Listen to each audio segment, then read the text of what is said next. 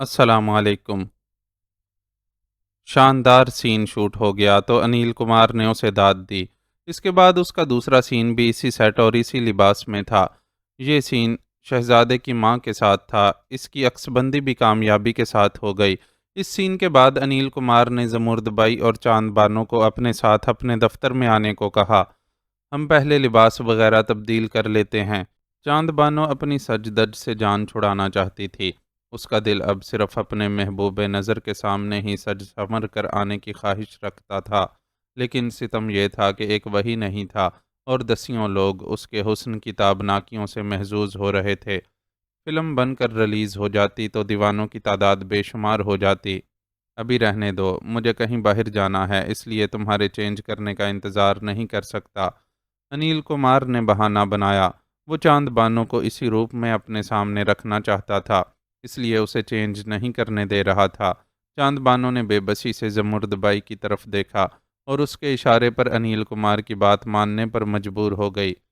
ٹھنڈی بوتلیں لے کر آؤ چھوٹے، انیل کمار نے آواز لگا کر اسپاٹ بوائے سے کہا، پھر انہیں اپنے ساتھ لے کر اپنے دفتر کی طرف چلا۔ اپنی مخصوص کرسی سنبھال کر ان دونوں کو اپنے سامنے والی کرسیوں پر بیٹھنے کا اشارہ کیا اور باری باری ان دونوں کے چہرے غور سے دیکھنے لگا۔ اس کی نظریں چاند بانو کو الجھن میں مبتلا کر رہی تھیں، چنانچہ اس کی جانب دیکھنے کے بجائے اپنی نظریں جھکا کر بیٹھ گئی۔ چند لمحوں کے جائزے کے بعد انیل کمار نے ایک گہرا سانس لیا اور زمرد بائی کی طرف متوجہ ہو کر اس سے مخاطب ہوا۔ میں نے آپ کو ایک آفر کی تھی بائی جی، اس کا کیا ہوا؟ آپ نے اس پر غور کیا؟ کیسی آفر؟ زمرد بائی نے تجاہل برتا۔ وہی ہیروئن کی ماں کے رول کی آفر۔ سچ کہتا ہوں بائی جی، آپ اس رول کے لیے بالکل پرفیکٹ ہیں۔ وہ جانتا تھا کہ زمرد بائی جان بوجھ کر تجاہل برت رہی ہے، پھر بھی بڑے سکون سے اسے یاد دہانی کروائی۔ اس کا تو ہم نے آپ کو جواب دے دیا تھا انیل جی، ہمیں فلموں میں کام کرنے سے کوئی دلچسپی نہیں ہے، بس آپ ہماری چاند بانو کو بڑی ہیروئن بنا دیں۔ زمرد بائی نے بھی بے حد اخلاق سے اسے جواب دیا۔ اس کی تو آپ فکر ہی نہ کریں، چاند بانو کو ہندوستان کی سب سے بڑی ہیروئن نہ بنایا تو میرا نام بدل دیجیے گا، لیکن آپ خود تو کام کرنے کی حامی بھریں۔ انیل کمار اپنے مطالبے پر ڈٹا ہوا تھا۔ اس بات کو جانے دیجیے انیل جی، ہم لوگ ریٹائرڈ لوگ ہیں، اب کوئی کام کرنے کا دل نہیں چاہتا، بس ان بچیوں کی سرپرستی کر لیتے ہیں، وہی بہت ہے۔ زمرد بائی اپنے انکار پر قائم رہی۔ سرپرستی نہیں، چوکیداری کرتی ہو تم چالاک عورت، انیل کمار نے دل میں تپ کر سوچا، لیکن ہونٹوں پر مسکراہٹ ہی سجائے رکھی اور خوش آمدی لہجے میں بولا، آپ نے بڑی جلدی کی بائی جی ریٹائرمنٹ لینے میں، ابھی کہاں آپ کا شباب ڈھلا ہے، یہ تو آپ کی نظر کا کمال ہے، ورنہ اب وہ پہلے سی بات کہاں۔ زمرد بھائی نے بھی مسکرا کر اسے جواب دیا، البتہ چاند بانو کے چہرے پر سنجیدگی تھی۔ وہ اس گفتگو کے دوران سخت بیزاری محسوس کر رہی تھی۔ زمرد بائی نے اس کی بیزاری کو بھانپ لیا اور اسپاٹ بوائے کی لائی ہوئی ٹھنڈی بوتل کا ایک گھونٹ بھرتے ہوئے موضوع گفتگو بدلا۔ آپ نے بتایا نہیں انیل جی کہ کس مقصد کے لیے ہمیں یہاں لائے تھے۔ باتوں باتوں میں آپ کا خاصا وقت ضائع ہو گیا، آپ کو تو کہیں جانے کی جلدی تھی نا؟ او ہاں، انیل کمار جس کی نظریں چاند بانوں پر جمی ہوئی تھیں، ذرا سا چونکا اور پہلو بدلتے ہوئے بولا، میں آپ لوگوں کو یہ اطلاع دینا چاہتا تھا کہ فلم کے کچھ مناظر اور گانے کسی خوبصورت ہل اسٹیشن پر فلمانے کا پروگرام ہے، اور ظاہر ہے چاندنی کو فلم یونٹ کے ساتھ جانا ہوگا تو یہ تیار رہے۔ اچھی بات ہے، ہم تیاری کر لیں گے، آپ بس یہ بتا دیں کہ کتنے دن بعد جانے کا پروگرام ہے اور کتنا عرصہ وہاں قیام رہے گا۔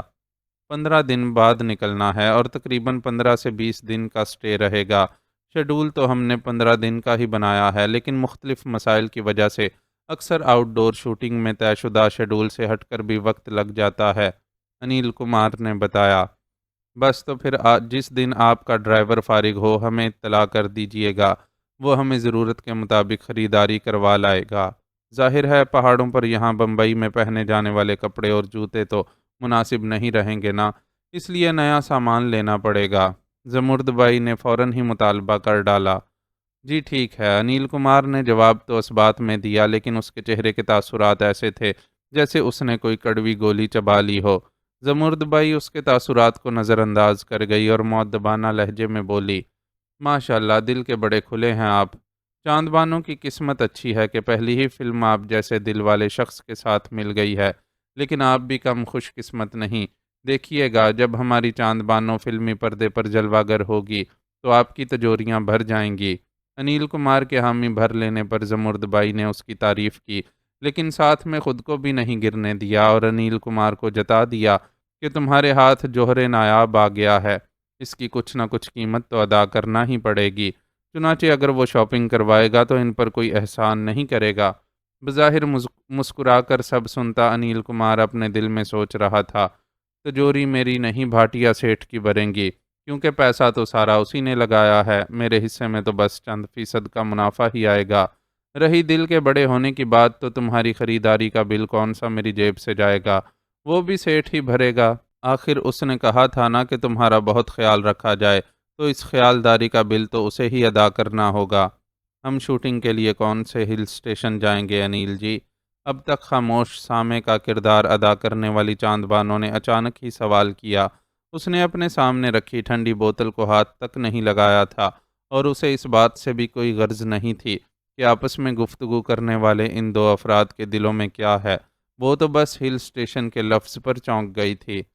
تم کہاں جانا چاہتی ہو؟ اس کی دلچسپی کو محسوس کر کے انیل کمار نے مسکراتے ہوئے پوچھا۔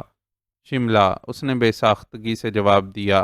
ہل اسٹیشن کا ذکر سنتے ہی اسے خیال آیا تھا کہ فاروق شملہ گیا ہوا ہے، اور کیا ہی اچھا ہو کہ فلم یونٹ بھی شملہ پہنچ جائے تو ملاقات کی کوئی سبیل نکل آئے گی۔ خوش ہو جاؤ، ہم شملہ ہی جا رہے ہیں، انیل کمار نے ہنس کر اسے بتایا تو اس کا چہرہ کھل اٹھا۔ اس میں آنے والی اس تبدیلی کو انیل کمار نے بہت اچھی طرح محسوس کیا۔ لگتا ہے کہ شملہ میں کچھ خاص ہے جو ہماری اداس ہیروئن کے لبوں پر مسکراہٹ آ گئی ہے۔ نہیں، وہ بس ہم نے شملہ کی خوبصورتی کے بارے میں بہت سن رکھا ہے، تو اس لیے وہاں جانے کا سن کر خوشی ہوئی، اس نے گڑبڑا کر وضاحت کی۔ چلو جیسے ہی صحیح، تم خوش تو ہوئی؟ انیل کمار نے اسے نثار ہونے والی نظروں سے دیکھا۔ اچھا انیل جی، اب ہم کو اجازت دیجیے، کام کی بات تو ہو گئی، اب بیوی ذرا آرام کر لے، دیکھ رہے ہیں نا کتنی الجھی ہوئی بیٹھی ہے۔ زمرد بائی فوراً چوکنی ہوئی اور لبوں پر مسکراہٹ سجا کر انیل کمار سے اجازت چاہی۔ ہاں ہاں بالکل، آپ لوگ جائیں، میں بھی کام سے نکلتا ہوں۔ اندر ہی اندر دانت کچکچاتے انیل کمار نے بھی اخلاق سے جواب دیا۔ فلمی ہیروئن بننے کے لیے آنے والی لڑکیوں کو شیشے میں اتارنے اور اپنے دام میں پھنسانے کا ہنر وہ خوب جانتا تھا۔ اوپر والے نے شخصیت ہی ایسی دی تھی اور اسے ٹپ ٹاپ سے رہنا بھی آتا تھا، اس لیے کبھی ناکامی کا منہ نہیں دیکھنا پڑا تھا۔ اگر کوئی لڑکی اس کی شخصیت اور چکنی چپڑی باتوں کے جال میں نہیں پھنستی تھی تو دھونس اور دھمکی سے بھی کام چل جاتا تھا، کیونکہ وہ ایک کامیاب فلم میکر تھا اور فلمی دنیا میں راج کرنے کی خواہش مند کوئی لڑکی اس کے ساتھ کام کرنے کا موقع نہیں گنوانا چاہتی تھی۔ چاند بانو کے سلسلے میں اسے فقط اس لیے احتیاط سے کام لینا پڑ رہا تھا کہ بھاٹیا سیٹھ کی طرف سے اس کا خیال رکھنے کی خصوصی ہدایت دی گئی تھی، اور وہ نہیں چاہتا تھا کہ بھاٹیا سے بگڑے، چنانچہ رال ٹپکنے کے باوجود خود کو باندھ کر رکھنے پر مجبور تھا۔ بہت بدماش آدمی ہے یہ انیل کمار، اس سے بہت بچ کر رہنا ہوگا تمہیں۔ وہ دونوں ڈریسنگ روم میں واپس آئیں تو وہاں کی تنہائی سے فائدہ اٹھا کر زمرد بائی نے اپنے خیالات کا اظہار کیا۔ چاند بانو جواب میں کچھ نہیں بولی اور خاموشی سے اپنے زیورات اتارنے لگی۔ چلاک آدمی ہمیں فلم میں کردار کی پیشکش کر کے اپنا الو سیدھا کرنا چاہتا ہے۔ ہم نے ایک زمانہ دیکھا ہے، آدمی کی آنکھیں دیکھ کر اس کے اندر تک کا حال جان لیتے ہیں۔ ہمیں بیوقوف بنانے چلا تھا، جیسے ہم تو اس کی چال بازی کو سمجھ ہی نہیں سکتے۔ ہم کام کرنے کی حامی بھر لیتے تو یہ ہمیں یہاں کام میں الجھاتا اور تمہیں اپنے ساتھ لے کر شملہ چل پڑتا، لیکن ہم نے بھی کوئی کچی گولیاں نہیں کھیل رکھیں جو ایسے ہتھ کنڈوں سے زیر ہو جائیں۔ زمرد بائی بولتی جا رہی تھی اور وہ دھیمے سروں میں گنگناتے ہوئے مغل شہزادی کے گیٹ اپ سے نجات حاصل کر رہی تھی۔ اسے شہزادی بننے کا کوئی شوق نہیں تھا، وہ تو اپنے من مندر میں بسے دیوتا کی داسی بن کر رہنے میں بھی خوش تھی، اور اس داسی کے لیے اتنا ہی کافی تھا کہ وہ ان فضاؤں میں پہنچ جائے جہاں اس کے دل کا شہزادہ موجود ہے۔ ہیلو، براؤن پینٹ کے ساتھ چیک دار بش شرٹ زیب تن کیے فاروق ملازم کرشن سے بات کر رہا تھا کہ سیڑھیاں اترتی بملا نے بلند آواز میں اسے مخاطب کیا۔ صبح بخیر، فاروق نے اس کی طرف رخ کر کے مسکراتے ہوئے کہا۔ آج ناشتے کی میز پر بملا ان کے ساتھ نہیں تھی، بلکہ اس نے کل دوپہر اور رات میں بھی ان کے ساتھ کھانا نہیں کھایا تھا، اور ملازم نے اس کے بارے میں صرف اتنی خبر دی تھی کہ وہ اپنے کمرے میں آرام کر رہی ہے۔ دونوں ٹائم ملازم کو کھانے کی ٹرے لے کر اس کے کمرے کی طرف جاتے ہوئے البتہ سب ہی نے دیکھا تھا، اور آج بھی جب وہ ناشتے میں ان کے ساتھ شریک نہیں ہوئی تھی تو یہی سوچا تھا کہ وہ ناشتہ اپنے کمرے میں ہی کرے گی۔ وہ یہاں ان کے لیے نہیں آئی تھی اور نہ ہی وہ اس کے مہمان تھے، اس لیے اس کے ایسے کسی رویے پر شکوہ و شکایت کا سوال ہی پیدا نہیں ہوتا تھا۔ کہاں کی تیاری ہے؟ اس نے فاروق کے پیروں میں گھریلو استعمال کے سلیپرز کی بجائے براؤن جوتے دیکھ کر سوال کیا۔ یہاں ذرا پوسٹ آفس تک جانا ہے، کرشن سے اسی کا پتہ سمجھ رہا تھا۔ اس نے بملا کے سوال کا جواب دیا۔ کچھ پوسٹ کروانا تھا تو کرشن کو دے دیتے، یہ جا کر پوسٹ کروا دے گا، اس نے مشورہ دیا۔ نہیں، میں خود پوسٹ آفس جانا چاہ رہا تھا، اس بہانے تھوڑا سا شملہ بھی دیکھ لوں گا۔ اگر یہ بات ہے تو میرے ساتھ چلیے، میں بھی باہر گھومنے ہی جا رہی تھی، میں آپ کو تھوڑا نہیں بہت سارا شملہ دکھا دوں گی، بس آپ کو تھوڑی دیر انتظار کرنا پڑے گا، میں بریک فاسٹ لے لوں پھر نکلتے ہیں۔ آپ کو جلدی تو نہیں ہے نا؟ بملا کی پیشکش اچھی تھی، اس لیے اس نے انکار نہیں کیا اور بولا، آپ آرام سے ناشتہ کریں، مجھ جیسے بیکار آدمی کو بھلا کیا جلدی ہوگی، دن رات آرام کرنے کے علاوہ کام ہی کیا ہے؟ بہت بیزار لگ رہے ہیں۔ بملا نے ڈائننگ چیئر سنبھال لی اور اسے اپنے سامنے بیٹھنے کا اشارہ کرتے ہوئے مسکرا کر بولی۔ اس وقت وہ بہت تر و تازہ لگ رہی تھی، سیاہ پتلون پر پہنی سرخ جرسی اس کی گندمی رنگت پر جچ رہی تھی، ہونٹوں پر سرخ ہی رنگ کی لپسٹک تھی اور سیاہ بالوں کو پیچھے کی طرف سمیٹ کر ان کی پونی ٹیل بنائی گئی تھی۔ اس حلیے میں آج پھر وہ کوئی کالج گرل محسوس ہو رہی تھی۔ اس کی سج دھج سے بالکل بھی محسوس نہیں ہوتا تھا کہ وہ بیوہ ہے۔ ہندو خاندانوں سے تعلق رکھنے والی بیوہ عورتوں کے بارے میں فاروق کا تجربہ تھا کہ وہ سفید لباس میں نہایت سادگی سے رہتی ہیں اور اپنی مرضی یا معاشرتی دباؤ کے باعث زندگی کی ساری خوشیوں کو خود پر حرام کر لیتی ہیں، لیکن بملا کو دیکھ کر ذرا بھی یہ گمان نہیں ہوتا تھا کہ وہ کوئی بیوہ ہے اور عین جوانی میں اپنے محبوب شوہر کو کھونے کا صدمہ برداشت کرنا پڑا ہے۔ ایک ایسا شخص جس کے لیے اس نے اپنے باپ، گھر بار اور دولت و جائیداد سب کو ٹھکرا دیا تھا، اس سے چھن گیا تھا، لیکن وہ غمگین نظر آنا تو دور کی بات، بہت مطمئن اور تر و تازہ نظر آتی تھی۔ اب معلوم نہیں کہ اس نے اس سج دج کے پیچھے اپنا غم چھپا لیا تھا یا وہ ترک رسوم کی قائل تھی۔ اس لیے ہندو مت کی روایات کے مطابق بیوہ عورت کا چولا پہننا منظور نہیں کیا تھا۔ آپ کے ساتھی کہاں ہیں؟ کانٹے کی مدد سے ٹوسٹ اور آملیٹ کے ٹکڑے منہ کی طرف لے جاتے ہوئے بملا نے اس سے دریافت کیا تو وہ اپنے خیالات سے چونکا۔ بملا کے ناشتے کے علاوہ ملازم اس کے اپنے سامنے پھلوں کے تازہ رس کا گلاس رکھ گیا تھا۔ یہ ملازم کو کیتھرائن کی ہدایت تھی کہ فاروق کو زیادہ چائے کافی نہ دی جائے اور خاطر کرنا مقصود ہو تو جوس پیش کیا جائے، چنانچہ اس وقت اس کے آگے جوس کا گلاس رکھا تھا۔ وہ دونوں ٹیلی ویژن پر کوئی فلم دیکھنے کا ارادہ رکھتے ہیں اور شاید اسی کے انتظام میں مصروف ہیں، اس نے سنبھل کر مسکراتے ہوئے جواب دیا۔ ٹھیک ہے، انہیں ان کے پروگرام کے مطابق فلم دیکھنے دیں اور آپ میرے ساتھ میرے پروگرام میں شامل ہو جائیں۔ وہ بہت نفاست کے ساتھ کانٹے اور چھری کی مدد سے ٹوسٹ اور آملیٹ کھا رہی تھی۔ اس کی ایک ایک جنبش سے ظاہر تھا کہ اس کی پرورش مخصوص ماحول میں ہوئی ہے، وہی مخصوص ماحول جو بہت زیادہ پیسے والے لوگوں کے گھروں میں ہوتا ہے اور بچوں کو ان کی ماؤں سے زیادہ تربیت یافتہ تجربہ کار گورننس اور ٹرینرز زندگی گزارنے کے ادب و آداب سکھاتی ہیں۔ میرے شامل ہونے سے آپ کا اپنا پروگرام تو ڈسٹرب نہیں ہوگا؟ فاروق نے جوس کا ایک گھونٹ بھرا اور اس سے دریافت کیا۔ جوس واقعی تازہ اور فرحت بخش تھا۔ اگر اس بات کا ڈر ہوتا تو میں آپ کو آفر ہی نہیں کرتی۔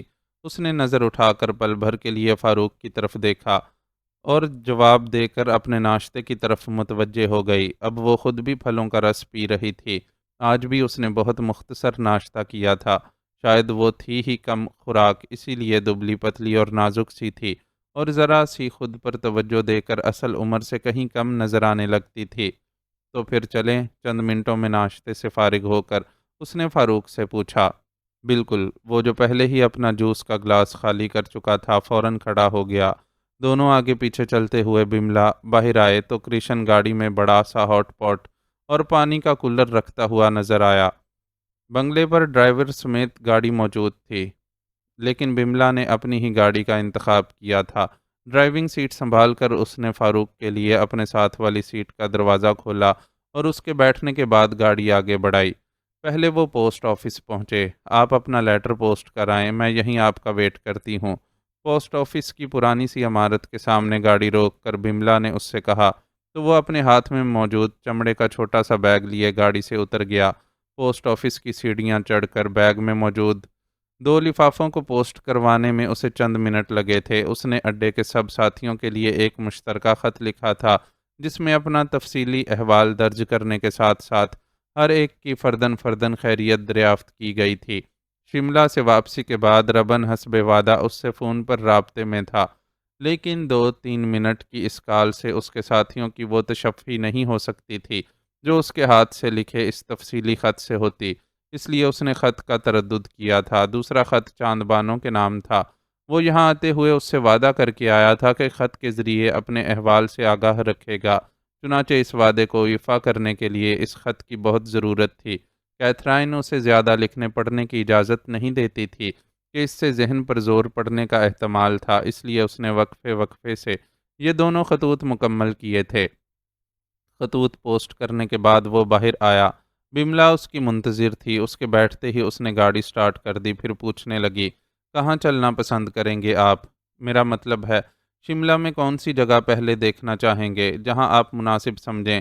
میں پہلی بار شملہ آیا ہوں اور یہاں کے مقابلے دید مقامات کے بارے میں زیادہ معلومات نہیں رکھتا، لیکن آپ تو یقیناً شملہ کو اچھی طرح جانتی ہوں گی۔ کیوں نہیں، شملہ پورے ہندوستان میں میری سب سے پسندیدہ جگہ ہے۔ جب بھی موقع ملے میں یہاں ضرور آتی ہوں۔ یہ میری ممی کی جنم بھومی ہے۔ جس بنگلے میں ہم رہ رہے ہیں وہ میرے نانا نے ممی کو جہیز میں دیا تھا اور ممی نے میرے پیدا ہوتے ہی میرے نام کر دیا تھا۔ یہاں آ کر مجھے اس لیے بھی بہت اچھا لگتا ہے کہ شملہ کی خوبصورتی دیکھنے کے ساتھ ساتھ میں ممی کو بھی محسوس کرتی ہوں۔ مجھے لگتا ہے کہ یہاں گھومتے پھرتے ہوئے ممی بھی میرے ساتھ ساتھ ہر جگہ موجود ہیں۔ اس کی آنکھوں میں ہلکی سی اداسی کے رنگ جھلکنے لگے تھے۔ فاروق کو اس کی بات سن کر سمجھ آیا کہ اول ملاقات میں جو اس نے خود کو بنگلے کی مالکن قرار دیا تھا، تو وہ دعویٰ ملکیتی محض بھاٹیا کی بیٹی ہونے کے زوم میں نہیں تھا، وہ حقیقتاً اس بنگلے کی مالکن تھی۔ یہ کرائسٹ چرچ ہے، ایک قدیم عمارت کے سامنے سے گزرتے ہوئے اس نے فاروق کو بتایا۔ عمارت خاصی پرانی لگتی تھی، لیکن یہ پرانا پن بس طرز تعمیر کی حد تک ہی تھا، ورنہ عمارت کی حالت بہت عمدہ تھی۔ یہ چرچ 1850 میں بنایا گیا تھا۔ شملہ میں دیکھنے کے لائق جگہوں میں سے ایک ہے، لیکن میں ابھی آپ کو یہ نہیں دکھا رہی۔ ابھی ہم جاکھو مندر جائیں گے۔ جاکھو شملہ میں سب سے بلند مقام ہے اور ہم وہاں سے شملہ دیکھنے کی شروعات کریں گے۔ اس نے فاروق کو اپنے پروگرام سے آگاہ کیا۔ جیسا آپ پسند کریں، میں تو بس آپ کے ساتھ چل پڑا ہوں، فاروق نے اسے جواب دیا۔ بڑے اوبیڈینٹ ہیں۔ بملا اس کے جواب پر ہنس کر بولی، اتنا زیادہ ہوں تو نہیں، لیکن کبھی کبھی فرما برداری اور تابعداری میں حرج بھی نہیں ہوتا، فاروق نے سنجیدگی سے جواب دیا۔ بملا کی بھی زیادہ توجہ ڈرائیونگ کی طرف تھی۔ پھر اس نے ایک مقام پر گاڑی روک لی اور اسے اطلاع دی، یہاں سے ہم پیدل اوپر جائیں گے۔ اطلاع دینے کے بعد وہ گاڑی سے سامان نکالنے لگی۔ ہاٹ پاٹ اور کولر کے علاوہ اس نے 2 چھڑیاں بھی نکال لی تھیں۔ فاروق جو اس کی پیروی کرتا ہوا گاڑی سے باہر نکل آیا تھا، کولر اور ہاٹ پاٹ اٹھانے لگا۔ نو نو، آپ صرف کولر اٹھا لیں، ہاٹ پاٹ میں خود اٹھاؤں گی، بملا نے اسے ٹوکا۔ میری موجودگی میں ایک خاتون سامان اٹھا کر چلیں، مجھے یہ اچھا نہیں لگے گا۔ اس نے مشرقی روایت نبھانی چاہی۔ یہاں ایسے تکلفات کی گنجائش نہیں ہے، ہم دونوں کو ایک ہاتھ میں سٹک بھی پکڑنی ہوگی، اس لیے ایک فرد کے لیے ایک بوجھ مناسب ہے، بملا نے اس سے کہا اور ایک چھڑی اس کی طرف بڑھا دی۔ فاروق نے اس کی بڑھائی ہوئی چھڑی تھام لی۔ Now let's go. اپنی چھڑی اور ہاٹ پاٹ کو تھامنے کے بعد بملا نے اس سے کہا، یہ چھڑی کیوں ساتھ لی ہے؟ فاروق نے اس کے ساتھ قدم ملاتے ہوئے پوچھا۔ یہ سٹک جاکھو ہل پر جانے والوں کے لیے بڑی کارآمد ہوتی ہے۔ آپ کو معلوم ہے کہ جاکھو 8000 فٹ کی بلندی پر ہے۔ ہم جو راستہ پیدل طے کریں گے اس پر چڑھتے ہوئے اگر کہیں مشکل پیش آئی تو سٹک سے سپورٹ مل جائے گی۔ اس کے علاوہ بھی سٹک بڑی امپورٹنٹ ہے۔ آخری جملہ ادا کرتے ہوئے بملا کے ہونٹوں پر ہلکی سی مسکراہٹ تھی۔ کیا مطلب؟ فاروق چونکا۔ ہمیں جاکھوں پر موجود اچکوں سے نمٹنے کے لیے ان سٹکس کا استعمال کرنا پڑے گا، ورنہ ہمارے پاس کچھ نہیں بچے گا۔ وہ بڑے محظوظ سے انداز میں بتا رہی تھی اور فاروق حیران تھا کہ وہ اچکوں کا ذکر بڑے اطمینان سے کر رہی ہے، ورنہ خواتین تو ایسی کسی بھی چیز سے بہت گھبراتی ہیں۔ واقعی وہاں اچکے ہوتے ہیں؟ اس نے مشکوک سے لہجے میں دریافت کیا۔ کاؤنٹ لیس، آپ خود دیکھ لیجئے گا۔ وہ جیسے فاروق کی حیرانی پر لطف اندوز ہو رہی تھی۔ تو کیا یہاں کی انتظامیہ انہیں کچھ نہیں کہتی؟ میرا مطلب ہے یہ تو ایک سیاحتی مقام ہے اور یہاں ایسی صورتحال کا ہونا خود حکومت کے لیے نقصان دہ ہے۔ اچکوں کے ڈر سے سیاح یہاں آنا چھوڑ بھی سکتے ہیں۔ نہیں، ایسا نہیں ہو سکتا، کیونکہ سیاحوں کو خود بھی وہ اچکے اچھے لگتے ہیں۔ بملا نے مسکرا کر جواب دیا تو وہ خاموش ہو رہا۔ اصل صورتحال سمجھ میں نہ آنے کے باوجود وہ اتنا تو سمجھ ہی چکا تھا کہ اس بات میں کوئی رمز ہے اور حقیقت خود کھل کر سامنے آ جائے گی۔ اب وہ اس مسئلے پر سوچنے کی بجائے راستے پر توجہ دے رہا تھا۔ دیودار اور چیڑ کے درختوں کے درمیان سے گزرتا یہ راستہ آنکھوں کو بھلا لگ رہا تھا۔ اصل میں تو شملہ میں جس طرف بھی نکل جاؤ خوبصورتی ہی خوبصورتی تھی۔ یہ اور بات کہ وہ یہاں آمد کے بعد آج پہلی بار ہی باہر نکلا تھا۔ انہیں کیونکہ چڑھائی چڑھنی پڑ رہی تھی، اس لیے تھوڑی دیر میں ہی ہلکا ہلکا پسینہ آنے لگا۔ فاروق اچھے اسٹیمنا کا مالک تھا، لیکن بیماری نے اسے متاثر کیا تھا۔ بہرحال صورتحال اتنی خراب بھی نہیں تھی کہ اس کے لیے اس راستے پر چلنا ناممکن ہوتا۔ وہ بملا سے ادھر ادھر کی باتیں کرتا ہوا آگے بڑھ رہا تھا۔ ذرا رک کر پانی پی لیتے ہیں، مجھے پیاس محسوس ہو رہی ہے، ایک جگہ بملا نے اس سے کہا تو اس نے اپنے قدم روک لیے۔ وہ دونوں ایک درخت کے تنے کے ساتھ آ بیٹھے۔ بیٹھنے کے بعد دونوں نے اپنا اپنا رومال نکال کر پسینہ خشک کیا۔ پھر بملا نے اپنے بڑے سے پرس سے ایک گلاس نکالا۔ پلاسٹک کا بنا یہ گلاس شوخ سرخ رنگ کا تھا۔ آپ کو پانی دوں؟ کولر سے گلاس بھرتے ہوئے اس نے فاروق سے پوچھا۔ پہلے آپ پی لیجئے، آپ کو پیاس لگی تھی، فاروق نے مسکرا کر جواب دیا تو بملا نے مزید تکلف میں پڑے بغیر گلاس لبوں سے لگا لیا۔ خود پانی پینے کے بعد اس نے فاروق کی طرف بڑھا دیا۔ فاروق گلاس منہ کی طرف لے جا رہا تھا کہ بملا نے قریب رکھی چھڑی پھرتی سے اٹھا کر ہوا میں چلائی۔ فاروق نے اپنی پشت پر کیں کیں کی آواز سن کر پلٹ کر دیکھا۔ وہ ایک بندر تھا جو چھڑی کی ضرب کھا کر ان سے دور جا رہا تھا۔ اگر میں ہوشیار نہیں ہوتی تو یہ آپ کے ہاتھ سے گلاس اچک کر لے جاتا، بملا نے شوخی سے کہا تو فاروق چونکا۔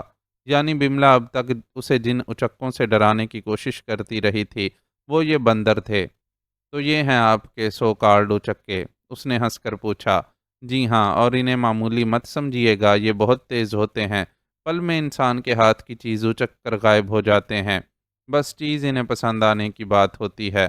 بٹوا، چشمہ، ٹوپی، کچھ بھی اچانک آپ کے قبضے سے نکل سکتا ہے اگر آپ ہوشیار نہ ہوں تو۔ بڑے تیز ہیں یہ بندر، فاروق نے مسکرا کر کہتے ہوئے دوبارہ پیچھے مڑ کر دیکھا۔ گلاس چھیننے میں ناکام ہو کر جانے والا بندر کچھ آگے جانے کے بعد رک گیا تھا اور انہی کی طرف دیکھ رہا تھا۔ یہ ہنومان جی کی فورس ہیں، انہیں ہلکا لیجیے گا بھی نہیں۔ بملا نے اسے اطلاع دی تو وہ ہنس دیا۔ ہندو مذہب میں ہنومان اور ان بندروں کا کتنا گہرا تعلق تھا، اس بات کا تو اسے بھی علم تھا۔ چلو تمہاری کچھ خاطر کرتے ہیں۔ اب بملا بندر سے مخاطب تھی۔ ہاٹ پٹ کھول کر اس نے اس میں سے ایک کچوری نکالی اور بندر کی طرف اچھال دی۔ وہ فوراً اسے اٹھانے کے لیے لپکا۔ اچانک ہی دو تین بندر مزید وہاں آ گئے۔ بملا نے ان کی طرف بھی کھانے کی اشیاء اچھالیں، پھر اس سے بولی، چلیں اب چل پڑیں، ورنہ راستے میں ہی گر جائیں گے۔ فاروق نے فوراً اس کی بات پر عمل کیا۔ ان کا سفر پھر شروع ہو گیا۔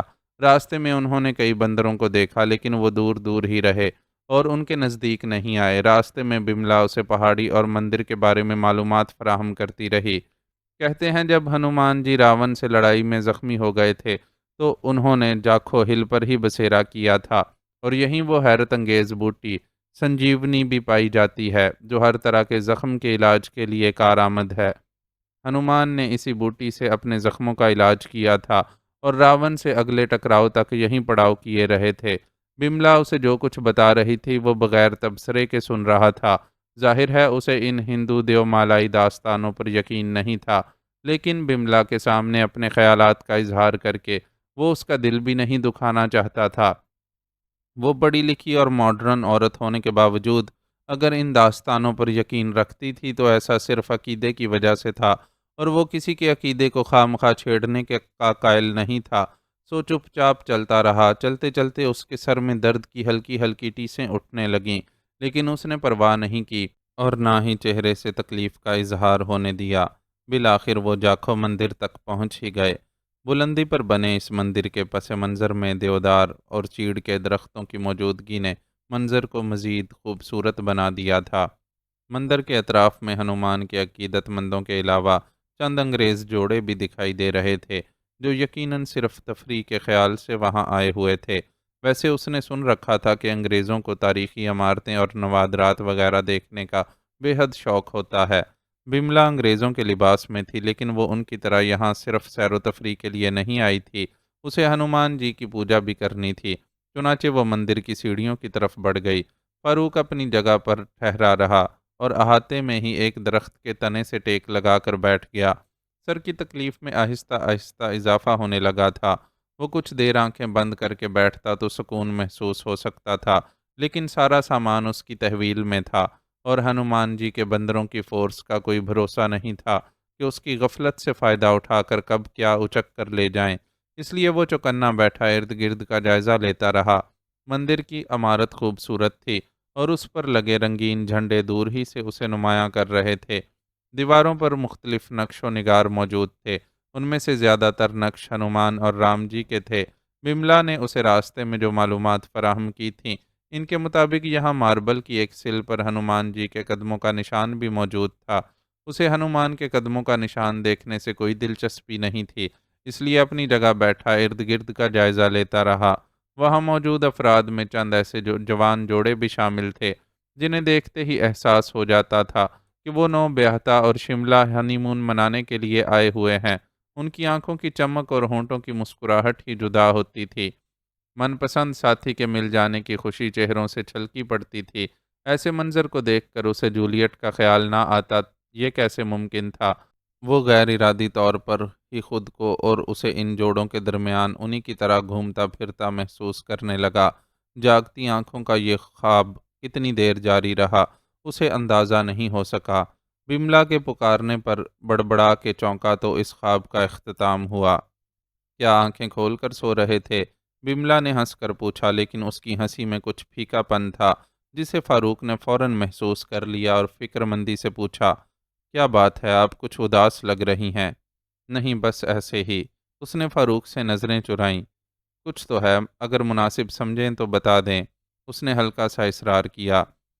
کچھ خاص نہیں، اندر مندر میں ممی کی ایک پرانی جاننے والی مسز شیکھر مل گئی تھیں۔ انہیں کسی سے میرے ہسبینڈ کی ڈیتھ کا پتہ لگ گیا تھا۔ اب ملی تو مجھ سے افسوس کرنے لگیں، لیکن افسوس کم کیا اور تنقید زیادہ کہ میں ایک ودوا کی بجائے شوخ اور ماڈرن لڑکی کے روپ میں کیوں نظر آ رہی ہوں۔ پتہ نہیں کیوں دوسروں کو جینے کیوں نہیں دیتے، خاص طور پر عورت کو۔ اگر میرا پتی مر گیا ہے تو اب مجھے بھی جیتے جی مر جانا چاہیے اور جیون کی ہر خوشی سے منہ پھیر لینا چاہیے۔ یہ کہاں کا اصول ہے؟ وہ غم و غصے کا شکار تھی۔ جانے دیجئے، یہ تو یہاں کا رواج ہے۔ آپ کے ہاں ذرا زیادہ اور ہمارے ہاں ذرا کم بیوہ عورت کے ساتھ ایسا ہی سلوک کیا جاتا ہے۔ لیکن آپ تو ایک پڑھی لکھی اور بہادر خاتون ہیں، آپ کو لوگوں کی ایسی باتوں کا اثر نہیں لینا چاہیے۔ فاروق نے مختصر الفاظ میں اس کی دلجوئی کی۔ اس کے لیے اتنی ہی بات کافی ہوئی اور سر جھٹک کر بولی، آپ ٹھیک کہتے ہیں، چلیں آئیں، میں آپ کو یہاں کچھ اور خاص چیزیں دکھاتی ہوں، پھر ہم لنچ کریں گے۔ اپنی خراب ہوتی طبیعت کے باوجود فاروق اس کی دلجوئی کے لیے کھڑا ہو گیا۔ ویسے بھی یہاں تک آنے کے بعد اس کی جگہ کو اچھی طرح نہ دیکھنا بے وقوفی ہوتی۔ بملا اس کے آگے آگے چل رہی تھی۔ ایک اونچے چبوترے پر بنے ہنومان جی کے مجسمے کو دیکھ کر اس نے دونوں ہاتھ جوڑ کر تعظیم دی اور آگے بڑھ گئی۔ لمبی دم والے ہنومان جی اپنی سینا کے اچھلتے کودتے شریر سپاہیوں میں گھرے ساکت کھڑے رہے۔ بملا اسے اپنے ساتھ مندر سے کافی آگے لے آئی۔ اس جگہ پر درخت اتنے زیادہ نہیں تھے اور بلندی میں خاصا اضافہ ہو گیا تھا۔ یہ ٹیلیسکوپ آنکھوں سے لگائیں اور نیچے کی طرف دیکھیں۔ ایک مقام پر رک کر بملا نے اپنے زنبیل جیسے پرس سے دوربین برآمد کی اور اس سے کہا۔ اس کے حکم کے مطابق اس نے دوربین آنکھوں سے لگا کر نیچے کی طرف دیکھا۔ منظر سمٹ کر اس کی آنکھوں کے قریب چلا آیا تھا اور وہ دور تک پھیلے منظر کو خوشگوار احساسات کے ساتھ دیکھ رہا تھا۔ سبزہ اور اس سبزے کے درمیان فاصلے فاصلے سے موجود رنگین چھتوں والے گھر آنکھوں کو بہت بھلے لگ رہے تھے۔ بالکل ایسا لگتا تھا کہ سبزے کے بیچ مختلف رنگوں کے پھول کھلے ہوں۔ وہ دوربین کو مختلف زاویوں پر گھما کر نیچے قصبے کے مناظر دیکھتا رہا۔ آپ تو ایک ہی منظر کے ہو گئے، اصل منظر تو ادھر ہے۔ بملا نے مسکراتے ہوئے اسے ٹوکا۔ کہاں؟ اس نے ذرا جھیپتے ہوئے آنکھوں پر سے دوربین ہٹائی۔ اس طرف بملا نے ہاتھ سے اشارہ کیا تو اس نے اس کی بتائی ہوئی سمت رخ کر کے دوربین آنکھوں سے لگا لی۔ ایک دم ہی اس کی آنکھوں میں ایک بے پناہ خوبصورت منظر اتر آیا۔ یہ کیا ہے؟ اس نے کسی سحرزدہ آدمی کی طرح پوچھا۔ یہ ہمالیہ ہے، بملا نے اتنے فخر سے بتایا جیسے اسی نے ہمالیہ کو دریافت کیا ہو۔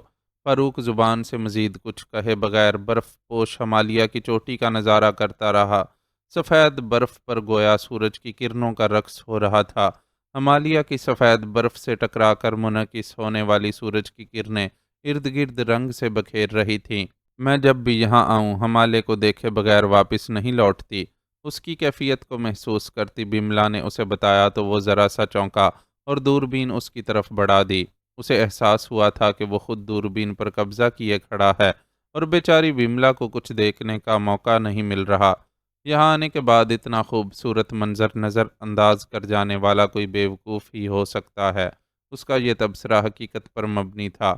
جاکھو ہل پر کھڑے ہو کر برف پوش ہمالیہ کو دیکھنے کا تجربہ واقعی بہت خوش کن تھا۔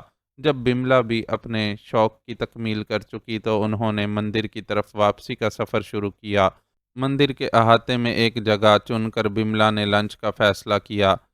یہ کھا کر دیکھیے، شملہ مرچ اور پنیر سے بنائی ہوئی یہ شملہ کی ایک روایتی ڈش ہے۔ اب وہ ایک سگڑ اور ذمہ دار میزبان کا کردار ادا کر رہی تھی۔ فاروق نے اس کی پیشکش پر ایک نوالا منہ میں رکھا۔ ڈش یقیناً اچھی رہی ہوگی لیکن وہ اس کا ذائقہ محسوس کرنے سے زیادہ اس کوشش میں مبتلا تھا کہ منہ میں رکھے نوالے کو حلق سے نیچے اتار سکے۔ ہلکی ہلکی ٹیسوں سے شروع ہونے والا سر درد یکدم ہی بہت زیادہ شدت اختیار کر گیا تھا۔ لنچ کے بعد ہم جنگل میں چلیں گے، وہاں جا کر بہت اچھا لگتا ہے، لیکن میں اکیلی ہوں تو اس طرف جانے کی ہمت نہیں کرتی اور کوشش کرتی ہوں کہ یہاں سے ہی کسی فیملی کو دوست بنا کر اپنے ساتھ چلنے پر راضی کر لوں۔ پہلے ممی اور میں جنگل میں ضرور جاتے تھے، ان کے بعد میں اکیلی شملہ آتی ہوں تو بائی چانس ہی جنگل کی طرف جا پاتی ہوں۔ رغبت سے لنچ کرتے ہوئے بملا اسے بتا رہی تھی۔ خوب چلنے کی وجہ سے اس کی بھوک چمک اٹھی تھی اور اس نے محسوس نہیں کیا تھا کہ فاروق کچھ سست پڑ رہا ہے۔ اس کے شوق کو دیکھتے ہوئے فاروق نے بھی اپنی طبیعت کا ذکر نہیں کیا اور یوں ہی دکھاوے کے لیے وقفے وقفے سے چھوٹے چھوٹے نوالے منہ میں ڈالتا رہا۔ لگتا ہے آپ کو کھانا پسند نہیں آیا؟ بملا نے اس کی کھانے میں سست روی کو محسوس کر کے تبصرہ کیا۔ ایسی بات نہیں، میں نے ناشتہ خاصا بھاری کیا تھا اس لیے اس وقت زیادہ بھوک محسوس نہیں ہو رہی۔ فاروق نے اسے مطمئن کرنے کی کوشش کی۔ اتنا چلنے کے بعد تو پتھر بھی ہضم ہو جاتے ہیں۔ وہ ہنسی۔ دیکھیں میں کیسے ندیدوں کی طرح کھا رہی ہوں۔ آپ نے جو چڑیاؤں جیسا ناشتہ کیا تھا اس کے بعد بھوک تو لگنی ہی تھی۔ فاروق نے مسکرانے کی کوشش کی لیکن درد کی ایک تیز لہر نے اس کی مسکراہٹ کو جھپٹ لیا۔ اس پل بملا کی توجہ اس کی طرف ہی تھی۔ وہ چونک گئی۔ کیا بات ہے مسٹر فاروق، آپ کی طبیعت تو ٹھیک ہے نا؟ جی بس ذرا سر میں درد ہو رہا ہے، اس نے آہستہ سے بتایا۔ مجھے تو لگتا ہے کہ آپ کے بہت زیادہ درد ہو رہا ہے۔ وہ بغور اس کا چہرہ دیکھ رہی تھی۔ کوئی بات نہیں، آپ جنگل میں گھوم لیں تو پھر ہم واپس چلیں گے۔ میں واپس جا کر دوا لے لوں گا تو طبیعت ٹھیک ہو جائے گی۔ اس نے خود پر ضبط کرتے ہوئے جواب دیا۔ بالکل بھی نہیں، ہم ابھی ابھی واپس چل رہے ہیں۔ مجھے آپ کی طبیعت بہت زیادہ خراب لگ رہی ہے۔ بملا نے فوراً اپنا فیصلہ سنایا۔ لیکن آپ کا جنگل میں گھومنا تو رہ جائے گا۔ فاروق اب بھی متذبذب تھا۔ جنگل میں گھومنے کے لیے دوبارہ بھی آیا جا سکتا ہے۔ وہ بہت پھرتی سے سب کچھ سمیٹ کر کھڑی ہو چکی تھی۔ اس بار فاروق نے بھی اصرار نہیں کیا۔ اسے واقعی اچھی خاصی تکلیف ہو رہی تھی۔ واپسی کا سفر انہوں نے نسبتاً تیزی سے کیا، درمیان میں رکے بھی نہیں۔ کب سے ہو رہا ہے آپ کے سر میں درد؟ آپ کو مجھے بتا دینا چاہیے تھا۔ وہ دونوں جب گاڑی میں سوار ہوئے تو بملا نے اگنیشن میں چابی گھماتے ہوئے خفگی سے کہا۔ وہ جواب میں کچھ نہیں بولا۔ بنگلے تک کا سفر بہت تیزی سے طے ہو گیا۔ یہاں کیتھرائن اور گولو منتظر تھے۔ کہاں چلے گئے تھے آپ؟ آپ نے تو صرف پوسٹ آفس تک جانے کا بتایا تھا مجھے۔ اس کی شکل دیکھتے ہی کیتھرائن نے شکوہ کیا۔ انہیں میڈیسن دو سسٹر، ان کی طبیعت ٹھیک نہیں ہے۔ مزید سوال جواب کا موقع دینے کی بجائے بملا نے تیز لہجے میں اطلاع دی تو کیتھرائن چوکنی ہو گئی اور فوراً ہی پیشہ ورانہ مستعدی کا مظاہرہ کرتے ہوئے فاروق کو دیکھنے لگی۔ معائنہ کرنے کے بعد اسے اندازہ ہو گیا کہ صرف گولی اثر نہیں کرے گی بلکہ انجیکشن بھی دینا پڑے گا۔ تمام ضروری دواؤں کا ذخیرہ وہ لوگ ساتھ لے آئے تھے۔ پھر کیتھرائن نے ڈاکٹر سے خصوصی بریفنگ بھی لی تھی، اس لیے اسے اچھی طرح علم تھا کہ کس صورت میں کیا کرنا ہے۔ اس کی کوششوں کے اثر سے فاروق آدھے گھنٹے بعد اپنے کمرے میں پرسکون نیند سو رہا تھا۔ صبح میرے ساتھ نکلے تو اچھے بھلے تھے، پھر اچانک ہی پتہ نہیں کیسے طبیعت خراب ہو گئی۔ کیتھرائن لیونگ روم میں واپس آ کر بیٹھی تو بملا نے ہاتھ ملتے ہوئے بتانا شروع کیا۔ اچانک طبیعت خراب نہیں ہوئی ہوگی، مسٹر فاروق کو عادت ہے کہ کم تکلیف ہو تو اسے برداشت کرتے رہتے ہیں، اسی چکر میں تکلیف بڑھ جاتی ہے، کیتھرائن نے اداس سے لہجے میں بتایا۔ فاروق کی تکلیف کو وہ بالکل ایسے ہی محسوس کر رہی تھی جیسے وہ اس کا سگا بھائی ہو۔ فاروق نے اسے جو مان اور عزت دی تھی، اس کے بعد اسے ایسا ہی محسوس کرنا چاہیے تھا۔ تم ٹھیک کہہ رہی ہو، ایسا ہی ہوا ہوگا۔ وہ تو میں نے خود فیل کر لیا کہ ان کی طبیعت خراب ہو رہی ہے، لیکن کوشش کے باوجود واپس آنے میں ٹائم لگ گیا۔ بملا کو افسوس تھا کہ اس کی تفریح خراب نہ کرنے کے چکر میں فاروق نے اپنی تکلیف بڑھائی۔ آپ لوگ کہاں گئے تھے؟ کیتھرائن نے چونک کر پوچھا۔ جاکھو ہل شملہ میں سب سے بلند جگہ ہے، پیدل اوپر جانے اور آنے میں خاصا وقت لگ جاتا ہے، اس نے بتایا۔ او آئی سی، یوں تو وہ فزیکلی بالکل ٹھیک ہے، لیکن سر کی چوٹ کی نوعیت ایسی ہے کہ ڈاکٹر نے زیادہ جسمانی مشقت سے بھی منع کر رکھا ہے۔ اصل میں انسان کا دماغ ہی تو ہے جو پورے جسم کا کنٹرول سنبھالے ہوتا ہے۔ بلندی پر چڑھنے سے زیادہ انرجی خرچ ہوتی ہے اور آکسیجن کی ضرورت بڑھ جاتی ہے، لیکن بلندی پر جاتے ہوئے فضا میں آکسیجن کم ہوتی جاتی ہے۔ مسٹر فاروق کو آکسیجن کی کمی نے متاثر کیا ہے۔ کیتھرائن جیسے سارا معاملہ سمجھ گئی۔ اگر تم فیل کرو کہ کوئی پرابلم ہے تو مجھے بتانا، ہم کسی اچھے ڈاکٹر سے رائے لے لیں گے۔ یہاں میری پہچان کے ایک دو اچھے ڈاکٹر ہوتے ہیں۔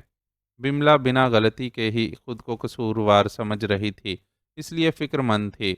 ڈونٹ وری میڈم، مسٹر فاروق بہت اسٹرانگ ول پاور رکھنے والے آدمی ہیں، وہ جلدی ریکور کر لیں گے، کیتھرائن نے اسے تسلی دی۔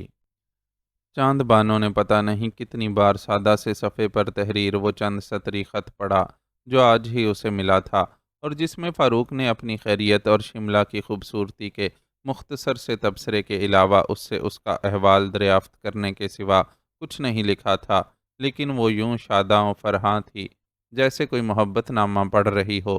اس کے لیے اتنا خیال ہی بہت تھا کہ فاروق دور جا کر بھی اسے نہیں بھولا، اور اس نے اپنا وعدہ نبھاتے ہوئے اس کے نام علیحدہ سے خط لکھ کر بھیجا ہے۔ اس ایک خیال سے وہ اتنی خوش تھی کہ کبھی خط کی تحریر کو پڑھتی، کبھی اسے آنکھوں سے لگاتی، کبھی لبوں سے چومتی اور کبھی سب سینے سے لگا لیتی۔ یہ خط محض ایک کاغذ کا ٹکڑا تھوڑی تھا جس پر نیلی روشنائی سے چند سطریں درج تھیں، یہ تو پیاسے کے لیے صحرا میں پانی کی بوندوں کی طرح تھا۔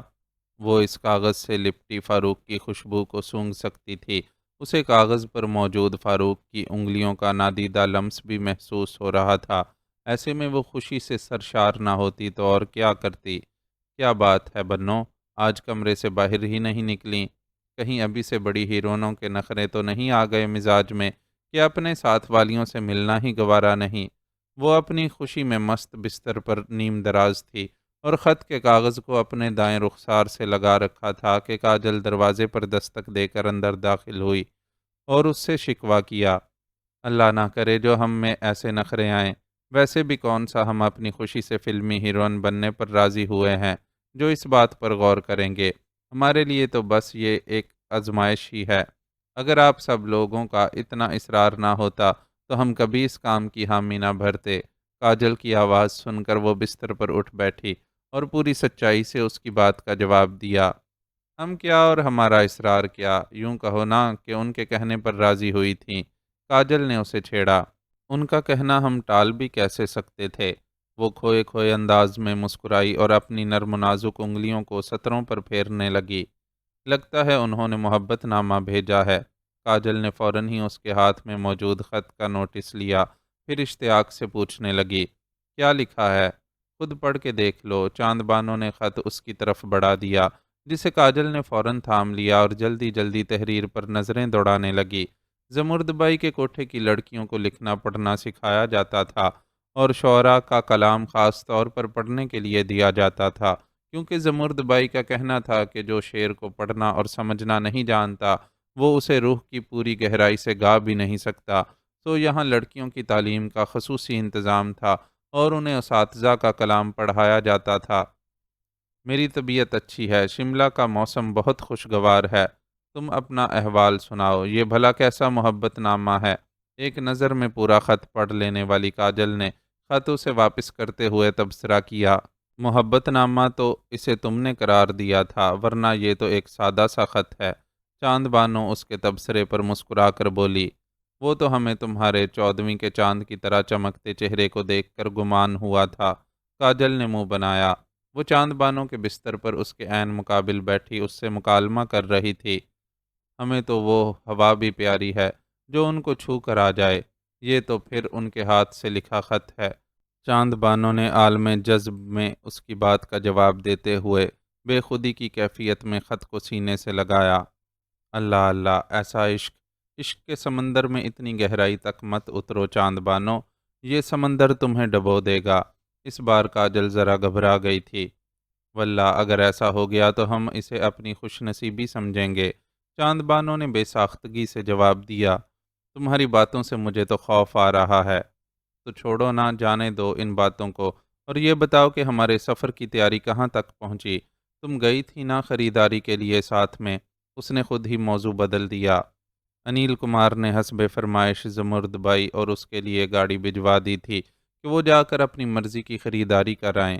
آج چاند بانو کا کوئی سین شوٹ نہیں ہونا تھا، اس لیے اس کی چھٹی تھی، اور اسی لیے انیل کمار نے بھی آج گاڑی بھجوائی تھی، لیکن زمرد بائی نے اسے خریداری کے لیے اپنے ساتھ بازار لے جانا مناسب نہیں سمجھا تھا۔ اگرچہ وہ برقعوں میں خود کو چھپا کر بازار جایا کرتی تھیں، لیکن زمرد بائی کے خیال کے مطابق مستقبل کی ٹاپ ہیروئن کا بازاروں میں پھرنا اس کی شان کے خلاف تھا۔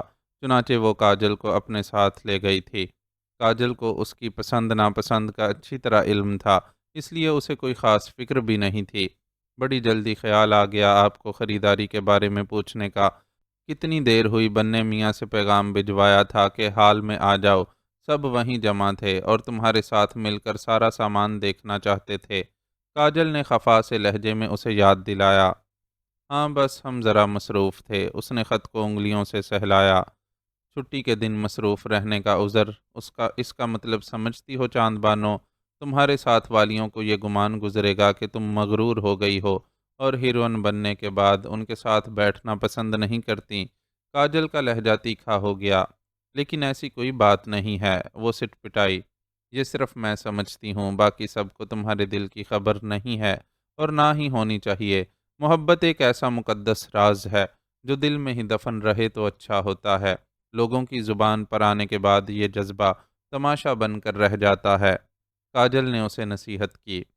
آئندہ ہم احتیاط کریں گے۔ اس نے فوراً ہی اپنی غلطی تسلیم کر لی اور خط کا کاغذ تہہ کر کے لفافے میں رکھنے لگی۔ فاروق صاحب کو اس خط کا جواب دو گی تو اس میں اپنے شملہ پہنچنے کی خبر دو گی کیا؟ کاجل نے اس سے پوچھا۔ اس بار اس کا لہجہ پہلے ہی کی طرح نرم تھا۔ وہ چاند بانو سے بہت محبت کرتی تھی اور اس کی سچی خیر خواہ تھی۔ ارادہ تو نہیں ہے، کیا خیال ہے انہیں اطلاع دینی چاہیے کیا؟ اس نے کاجل سے رائے مانگی۔ مت دو اطلاع، اچانک پہنچ کر ان کے تاثرات دیکھنا، کاجل نے اسے مشورہ دیا۔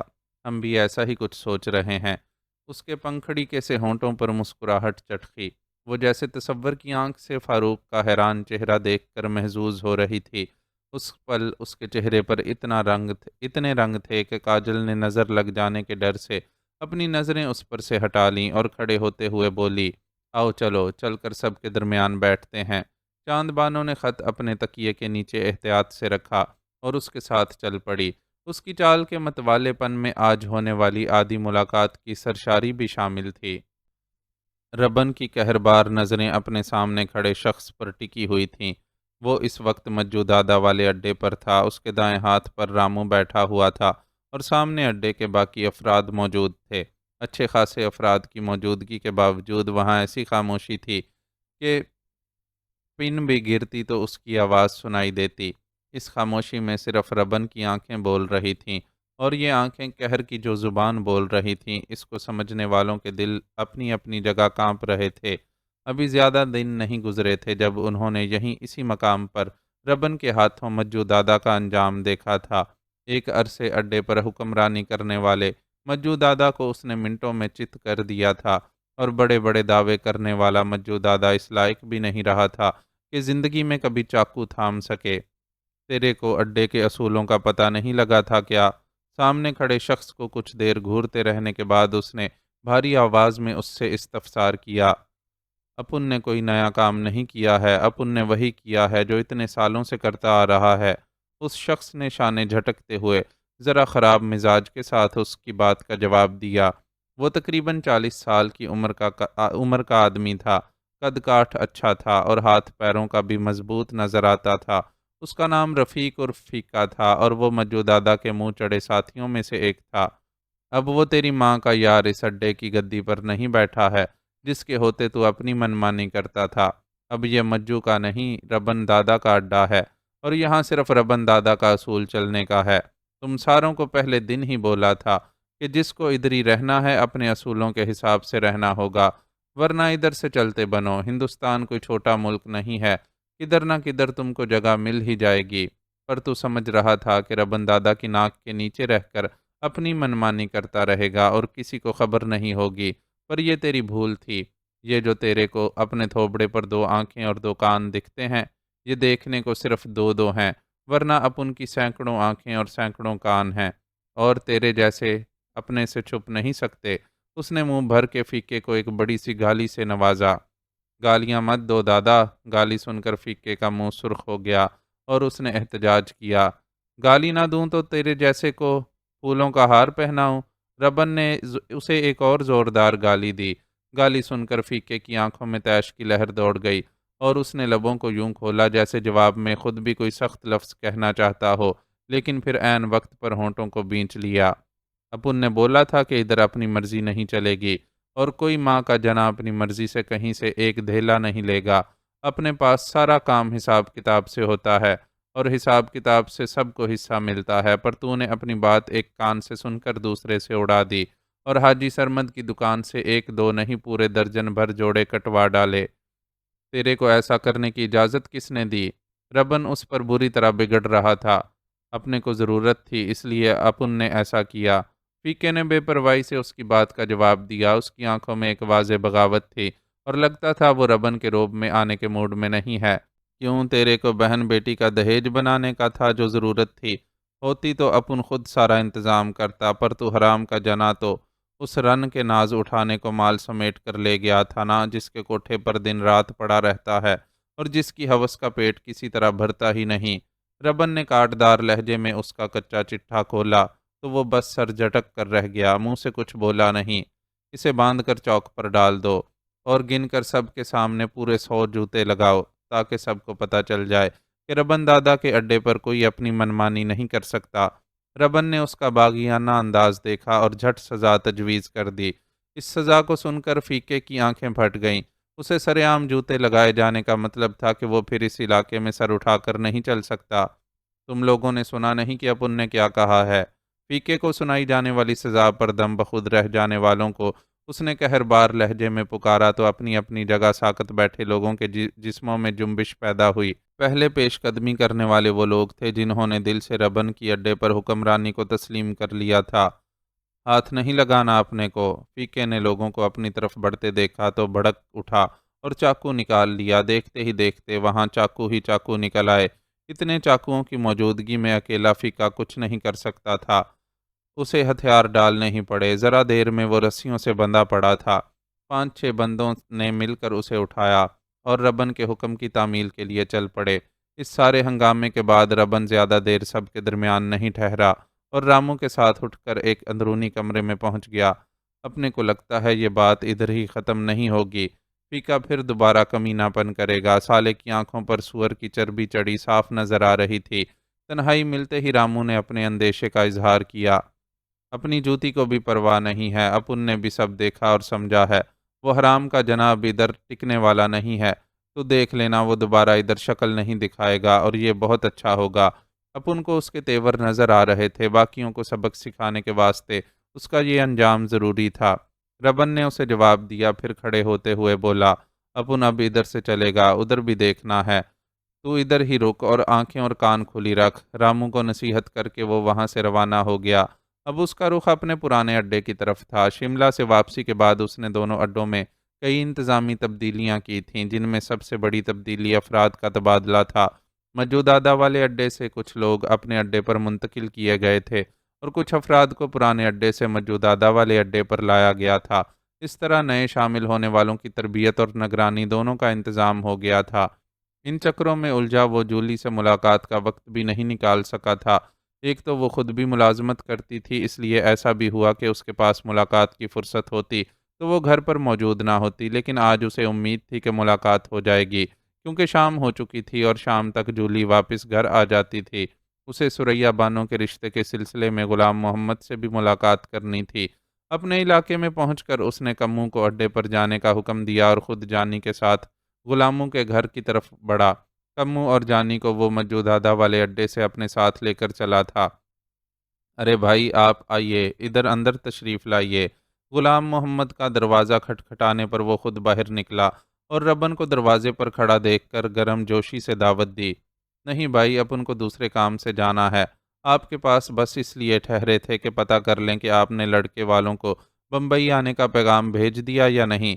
اپن چاہتا ہے کہ وہ لوگ آئیں تو اپن ان سے ملنے کو موجود ہوں۔ ربن نے اندر جانے سے انکار کرتے ہوئے اپنی آمد کا مقصد بیان کیا۔ پیغام بھیج دیا ہے اور وہاں سے جواب بھی آ گیا ہے۔ آنے والے سوموار کو وہ لوگ بمبئی پہنچ رہے ہیں۔ میں خود یہ اطلاع دینے آپ کے پاس آنے ہی والا تھا، غلام محمد نے اسے بتایا۔ تم آؤ کہ اپن آئے، ایک ہی بات ہے، کام کی بات ہو گئی، یہ کافی ہے۔ یاد رکھنا کہ وہ لوگ اپنے مہمان ہوں گے اور ان کی ساری خاطر مدارت اپنے ذمہ ہوگی۔ جیسی آپ کی مرضی، غلام محمد نے اس سے اختلاف نہیں کیا۔ چلو تو پھر ابھی اپن چلتے ہیں۔ ربن وہاں سے آگے بڑھ گیا۔ اب اس کا رخ اندر گلی میں جولیٹ کے گھر کی طرف تھا۔ دروازے پر تالا موجود نہیں تھا، جس کا مطلب تھا کہ جولیٹ گھر میں ہی ہے۔ اس کے اشارے پر جانی نے دروازے پر زور سے دستک دی اور ایک طرف ہو کر کھڑا ہو گیا۔ اب ربن اکیلا دروازے کے مقابل کھڑا تھا۔ دستک کا فوری رد عمل ظاہر ہوا اور اندر سے تیز قدموں کی آواز سنائی دی۔ پھر فوراً ہی دروازہ کھل گیا اور جولیٹ کا چہرہ نظر آیا، لیکن ربن کی نظروں نے جس پہلی چیز کو فوکس کیا وہ جولیٹ کا چہرہ نہیں کچھ اور تھا۔ جولیٹ نے بھی اس کی نظر کے زاویے کو فوراً ہی محسوس کر لیا اور تیزی سے شانوں پر پڑے سکارف کو کھینچ کر آگے پھیلایا۔ اس کے اس عمل سے قبل ہی ربن اپنی نظروں کا رخ بدل چکا تھا، لیکن دونوں فریقین جانتے تھے کہ پل بھر میں کیا ہو گیا ہے۔ ربن نے تو پھر تیزی سے اپنی کیفیت پر قابو پا لیا، لیکن جولیٹ کا دل بری طرح دھڑک رہا تھا۔ چنانچہ جب وہ بولی تو بھی اس کی آواز کانپ رہی تھی۔ جی فرمائیے۔ یہ دو لفظ ادا کرنے کے لیے بھی اسے سخت جدوجہد کرنی پڑی تھی۔ جولیٹ کے گلے میں پڑا لاکٹ معمولی نہیں تھا کہ ربن کی زیرک نگاہوں سے پوشیدہ رہ پاتا۔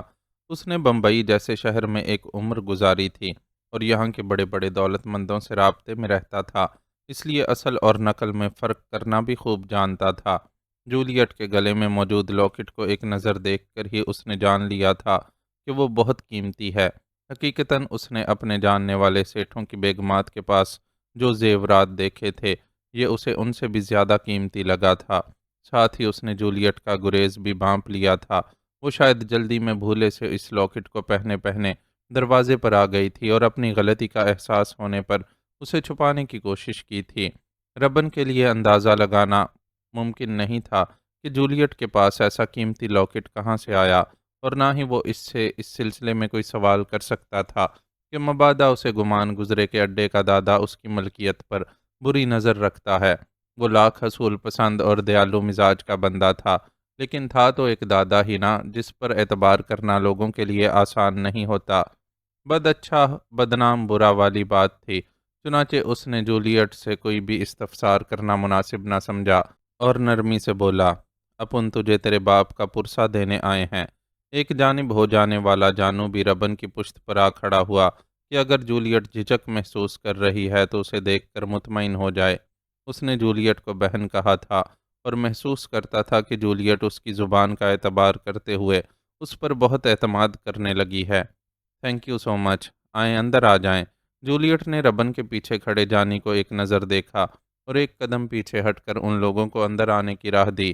ان لوگوں کے اندر آنے کے بعد اس نے بیرونی دروازہ بند نہیں کیا اور انہیں اپنے ساتھ اندر کمرے میں لے جانے کی بجائے باہر برآمدے میں میز کے گرد رکھی کرسیوں پر ہی بیٹھنے کی دعوت دی۔ دودھ کا جلا چھاج بھی پھونک پھونک کر پیتا ہے۔ وہ اپنے ساتھ پیش آنے والے حادثے کے بعد بہت محتاط ہو گئی تھی، پھر اہل محلہ کی فطرت سے بھی واقف تھی۔ وہ لوگ پرخلوص ہونے کے باوجود کھوجی فطرت کے مالک تھے اور اسے اندازہ تھا کہ ربن اور جانی کو یہاں آتا دیکھنے والوں نے اب تک یہ خبر دوسروں کو بھی پہنچانی شروع کر دی ہوگی، ساتھ ہی اپنے اپنے طور پر کیا سرائیاں بھی کی جا رہی ہوں گی کہ ربن دادا کیوں اس کے گھر آیا ہے۔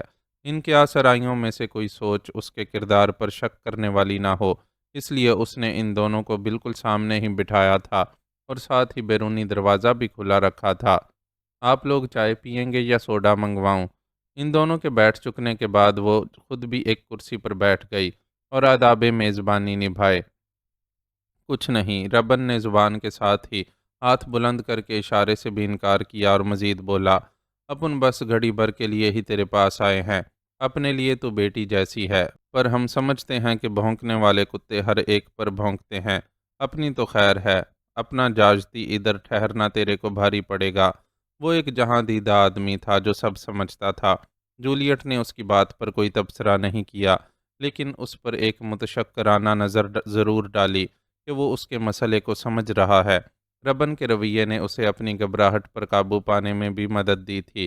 وہ جس طرح بے نیاز نظر آ رہا تھا، اس سے اسے یہی گمان ہونے لگا تھا کہ شاید ربن نے اس کے گلے میں پڑا لاکٹ دیکھا ہی نہیں تھا، یا اگر دیکھا بھی تھا تو اس کی گراں قدری کو نہیں سمجھ سکا تھا۔ اپنے کو تیرے باپ جوزف کے مرنے کا بہت دکھ ہوا، اپن اس سمے بمبئی سے باہر تھا۔ تیرے کو شاید معلوم پڑا ہو کہ اپنا شہزادہ فاروق بیمار ہے اور ڈاکٹر نے اسے علاج کے واسطے دوسری جگہ رکھنے کو بولا ہے، اس لیے اپن اسے شملہ چھوڑنے کے واسطے گیا تھا۔ ادھر ہی اپنے کو تیرے باپ کے بارے میں خبر مل گیا تھا۔ اپنے کو اس اچھے آدمی کے جانے کا بڑا دکھ ہوا، پر دیری سویری ہر اچھے برے کو لوٹنے کا تو ہے ہی۔ پیچھے والے کے پاس صبر کرنے کے سوا کوئی چارہ ہوتا ہے؟ اپن تیرے کو صبر کی نصیحت کرنے نہیں آئے ہیں، بس اتنا بتانے آئے ہیں کہ جب تک اپن زندہ ہے تو خود کو بے باپ کا نہ سمجھنا۔ تیری ایک پکار پر اپن تیرے ہر اچھے برے میں تیرے ساتھ کھڑے ہوں گے۔ اپن جانتا ہے کہ تیرے لیے ماں باپ کا کوئی بدل نہیں ہو سکتا، پر تو یہ جان رکھ کہ اپن تیرے لیے باپ کا ہر فرض ادا کرنے کو راضی ہیں۔ ربن کے سیدھے سادے کسی قدر اکھڑ لہجے میں ادا کیے گئے الفاظ نے جولیٹ کے دل پر اثر کیا اور جذبات سے آنکھیں بھیگنے لگیں، لیکن پھر اس نے فوراً ہی خود کو سنبھال لیا اور باوقار لہجے میں بولی، آپ کے اتنا خیال کرنے کا شکریہ۔ گاڈ کی مہربانی سے ابھی تو مجھے کوئی پرابلم نہیں، اگر ہوئی تو ضرور آپ سے مدد مانگوں گی۔ تو نے اپن کو اپنا سمجھ کر ایسا کیا تو اپنے کو بہت اچھا لگے گا۔ ربن کا دل چاہتا تھا کہ اس سے اس کے اغوا کے معاملے پر ایک بار پھر بات کرنے کی کوشش کرے، لیکن اس کا تجربہ کہتا تھا کہ بات کرنے سے کچھ حاصل نہیں ہوگا، کیونکہ اسے اندازہ ہو چکا تھا کہ پے در پے بدترین حادثات سے دوچار ہونے والی جولیٹ نے خود پر خول چڑھا لیا ہے اور وہ اپنی مرضی کے بغیر کسی سے کچھ بھی نہیں کہے گی۔ آپ بتائیں مسٹر فاروق کی طبیعت اب کیسی ہے؟ میں انہیں دیکھنے ہسپتال گئی تھی، لیکن پتہ چلا کہ میرے پہنچنے سے تھوڑی دیر پہلے ہی ان کی چھٹی ہو گئی ہے اور آپ لوگ انہیں کسی ہل اسٹیشن لے جانے کے لیے روانہ ہو گئے ہیں۔ ربن کا اندازہ درست تھا۔ اس نے اپنی ذات کے حوالے سے مزید گفتگو جاری رکھنا گوارا نہیں کیا اور موضوع بدل ڈالا۔ شیر مافک جوان ہے، جلد ٹھیک ہو جائے گا، تو بھی اس کے لیے دعا کرنا۔ تیری اس سے اسپتال میں ملاقات ہو جاتی تو دیکھتی کہ وہ تیرے آنے سے کتنا خوش ہوتا۔